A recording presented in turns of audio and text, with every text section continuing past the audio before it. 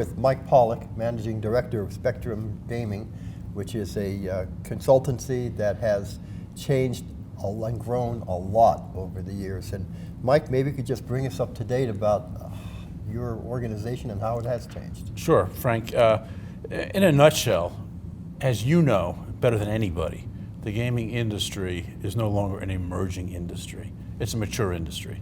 You're seeing mergers and acquisitions, you're seeing a lot of movement that's typical of a maturing industry. Spectrum began with the birth of the modern gaming industry, and we've ridden the wave of expansion and growth in the gaming industry. But a mature industry has a different set of needs than an emerging industry. And as gaming matures, we've got to come up with new services to meet this. Now, and this is a very rapidly changing industry, and 2019 has been a year in which there's been enormous change. So we're entering new verticals, lottery, which we've been in for several years, but it's relatively new for us. Sports betting. We're looking at essentially non-traditional clients as well, entities that have historically not been involved in the gaming industry, because it is changing. But at the same time, it's not going to expand so much geographically, with certain exceptions, but it's going to expand in new ways. And the gaming industry itself is finding new verticals. So we're there to meet those challenges. And your firm, as it's grown, is also grown competitively in the sense that you're going up against some of the big boys now, the PwCs and the McKinstries. Well, it's funny, they're on our radar. I'm not sure we're on their radar. Right. Because these are the firms that have historically provided these strategic plans and guidance for many major corporations. That's what they do. We specialize in the gaming industry. And so what we bring to the table is an expertise in all aspects of the gaming industry. And historically, we've strategic thinking and strategic planning and being able to hopefully see it further down the road. That's our strength. Okay. Now, you've just issued, and coincident with G2E, your top trends that you see in the gaming industry coming in the next year. Would you like to elaborate on maybe the top 3 of those 10? Well, okay. It's interesting because I look back at our sessions here over the last several years, and there's a pattern. We've always talked about these trends, and what we've seen in past years is really coming to bear. So I can begin by saying, as I was saying, Frank, right. Because it's a continuation of what we've done in the past years. There are several very notable trends that everyone involved in this industry needs to be aware of. One is the consolidation of the industry that we're talking about, the consolidation of gaming in companies. You look at the ongoing acquisition by Eldorado of Caesars and so forth, and other acquisitions that have taken place and will continue to take place. That has significant implications for public policy and for regulation. We just did a major study in Louisiana, and one of the things you're obviously seeing is that states there are companies that have presence in multiple states. That's only going to continue to grow more intense. That changes the equation a little bit. It gives operators a little more leverage than they otherwise might have been to make sure that states are being fair to them in their policies, because operators now have more leverage as to where they invest their capital. So if the tax rate is too high or it's a little onerous in one state, you have the ability and the wherewithal to invest in another state, sometimes a neighboring state. So that changes the equation and the playing field between states, and that's a very important trend. Another is the relationship between lotteries and casinos. Perhaps one of the most important trends, and arguably one of the most consequential going forward.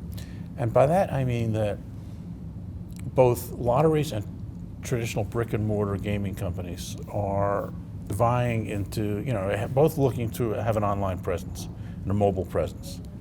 These are consumer-facing industries. And what we've seen, and we did talk about this in previous years, and it's really coming to a head more so now than it was in previous years, is the similarities the obvious similarities between an instant lottery, iLottery game, and an iGaming. Playing an online slot machine, an instant ticket online. How do they compete against each other? And so our role, and we're doing some work in Pennsylvania and other states in this area, is how do you find the lanes? How do you say, well, you can operate this way versus how a lottery would operate? And so that's another very important trend.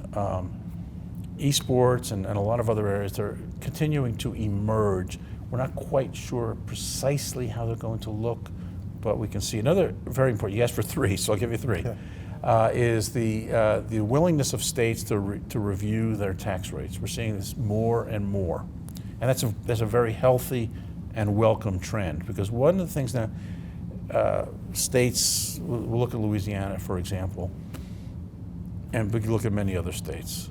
These tax rates were set arguably 20 years ago, a generation ago, and they were set for political purposes. They didn't have, they weren't set for, they didn't know enough back then to really set them for economic purposes. So now that we're dealing with the same tax rates in 2019 that you were dealing with in the 1990s.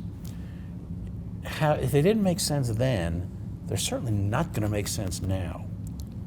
So how do you deal with that? We don't argue, by the way, in favor of just simply lowering the tax rate. You've got to do it in a careful and productive way. How are you, as the licensee, if I lower your tax rate, how are you going to invest that money? What are you going to do to make sure to maybe offer a different business model, more capital, create more employment, and so forth? Those are just some of the issues that we foresee.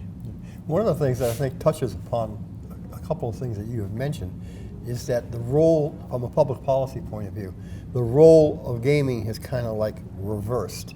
Because 20 years ago, companies came in pursuing licenses, and states established the number of licenses, where they could be located geographically, their rules on how they could operate, whether you had 2-hour cruises and loss limits and those sorts of things. And you had a regulatory regime that the job was to keep the crooks out and to make sure these guys were honest. And now you have an established industry. They're now constituents of the legislators. And I think that touches upon your points a little bit, because the reason you're free to look at economic taxes on an economic basis now is because you have this industry and there are employees who are in your constituencies, and now you have a vested interest in seeing them succeed.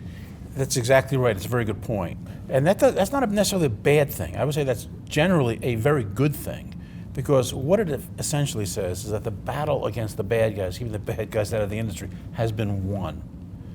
These are entities with multiple licenses in multiple jurisdictions. I think IGT has some outrageous number of licenses around the world. They're not going to risk those licenses, and companies like that, operators and suppliers, they're not going to risk those licenses. So they're populated by people who have demonstrated their character, their honesty, their integrity.